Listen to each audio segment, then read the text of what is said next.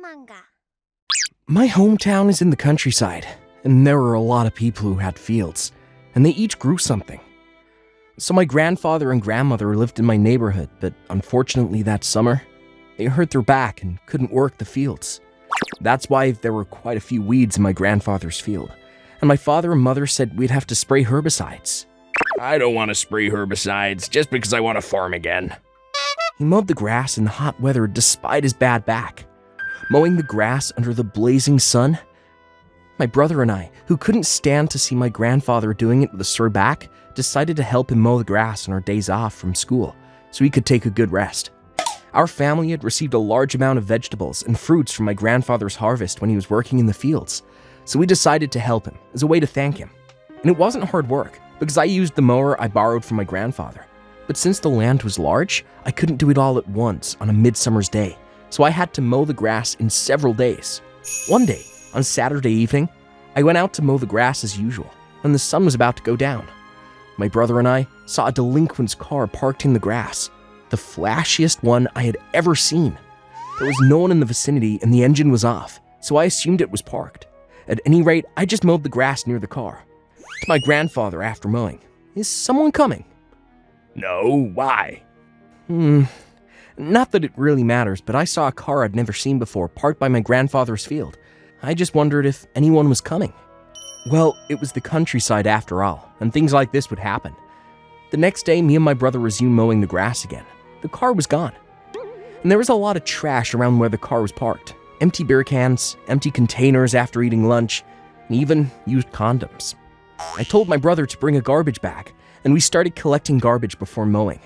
And then we found a lot of the same kind of trash from the areas we hadn't mowed yet. We collected the trash and found 2 big trash bags worth of trash. My brother and I then started watching the fields closely. One evening, I heard the slight sound of an engine entering the property nearby. My brother and I rushed over to see the flashy delinquent car we had seen earlier parked right there, and a delinquent man and woman came out from inside. This is what I like about the countryside. The large parking lot is free too, and I don't have to pay for a hotel room either. Seriously, and no matter how much garbage we throw away, they clean it up. It's like a 4-dimensional pocket. Right, if we bring our garbage here, it might all disappear. That's good. Then we wouldn't have to pay for throwing out garbage. We're so smart. While saying these things, they probably went to a convenience store nearby, arm in arm and kissing each other. While they were out drinking, I put a message on their windshield wiper with a warning, "No unauthorized parking." When I went to the field the next morning, there was a lot of garbage, and the warning paper I had put up last night crumpled up, and the car was gone. My brother and I worked hard to clean up the trash, but the messages were ignored, and the trash was left unattended. My anger was growing. I knew I had to say something to let it out, so I waited for the right opportunity to do so, thinking they would be back to do the same thing again. As soon as I heard the sound of that engine, I went towards the car and talked to the delinquents who came out. "I would like you to stop parking here without permission. This is my grandfather's land, and you keep leaving your trash here, don't you? Don't dump your garbage on people's land without permission." Grandfather means it's not yours, right? Then you don't have the right. It's the same thing because he's my relative. Besides, my grandfather has a bad back now, so my brother and I are in charge of the farm. I'm counting on you. Huh? I don't know anything about that.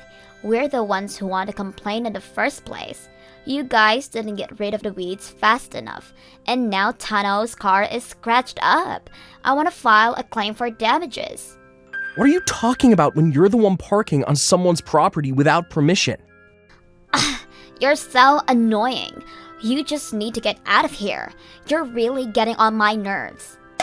That's right. Kids like you need to get out of here. And there's no proof we're the ones who dumped the trash, right? Someone else must have dumped it. Of course it's you. Huh? I don't care. The delinquent couple didn't listen to me at all, but rather shouted back at me. I was so angry I went home and told my brother what happened. Then my brother, who's cunning, "Well, it is what it is, bro. We just have to do what we have to do," and smiled.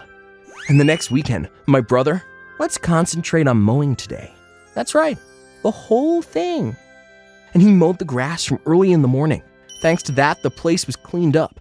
There's a lot of grass, but they said the wind is going to get stronger later on, so let's dig a hole and bury it. And my brother grins.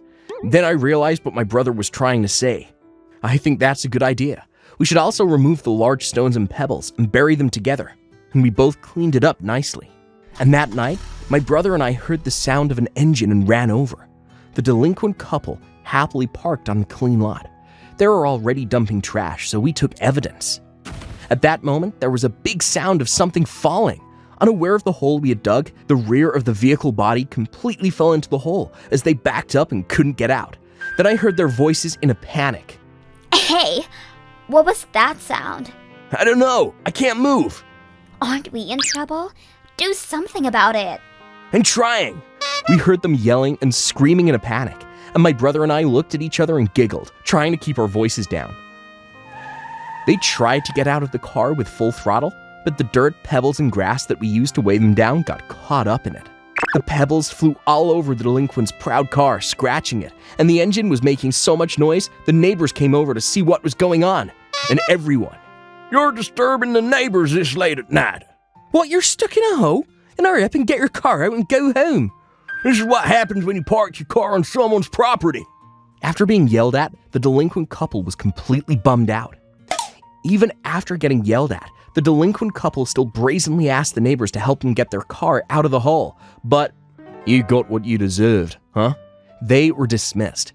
Since this was such a rural area, many of our neighbors know each other.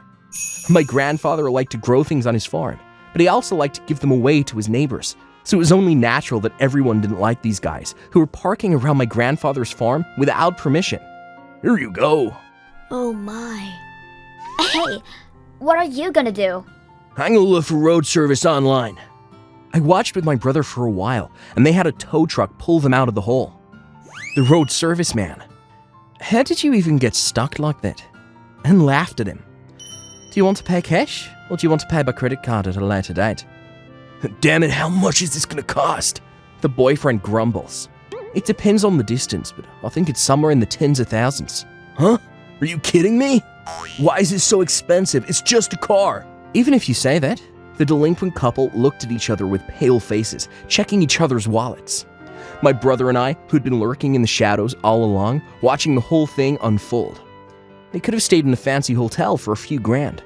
That's an expensive parking bill. We laughed hysterically. They were arguing about the towing fee, but it wasn't the towing that cost them a lot of money. It was the car. They were driving a nice car, but the gravel and stones had done a lot of damage to the body.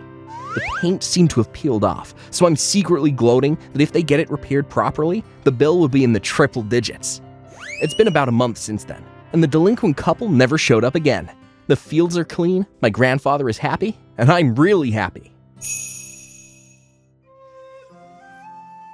Thank you for watching all the way to the end.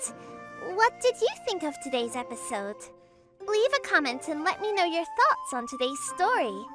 And if you enjoyed it, don't forget to like and subscribe.